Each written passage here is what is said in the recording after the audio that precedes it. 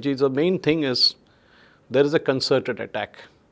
I would, if you want me to draw a parallel, I would say look at the Jews.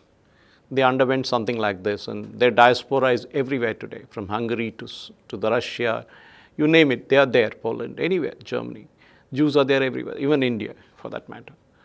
The Jews were driven out of their homeland is a lesson for Indian also. That look, what can happen to Christians in Lebanon can happen to the Jews in their own homeland. Other civilizations, we can draw parallels.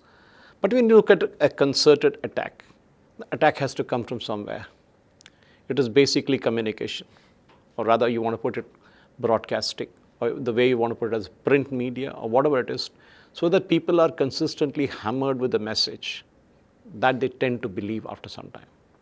Is that how the genesis of BBC on Trial started? It is. The BBC is a very powerful voice. In the United Kingdom, they have 4 channels, and they're ever present. So you can switch the radio on, you can switch the television on, and they are everywhere, communicating. And after a period of time, one becomes vulnerable to receiving without editing and auditing, because they're that ever-present, friendly, familiar voice whispering in your ear.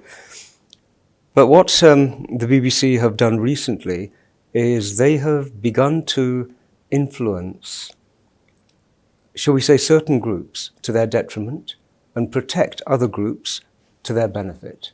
It's become a very clear polarized broadcasting operation.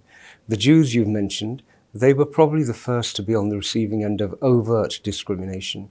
And in the documentary, we highlight 2 cases where rabbis and senior Jews are saying, we cannot trust this organization.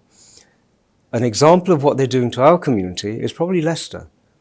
In Leicester, we had what they're calling riots, but it wasn't riots. It was no more riots than what happened in Delhi was riots. There was one aggressor and there was one victim. And I've had this conversation with many leaders who want to paint a false equivalence, and the BBC was the first amongst them.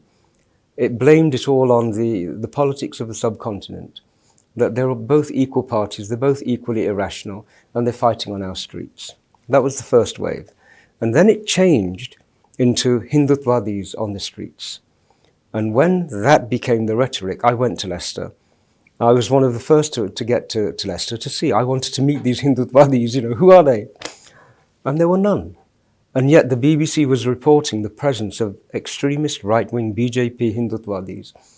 And they were painted as the aggressors, as the instigators.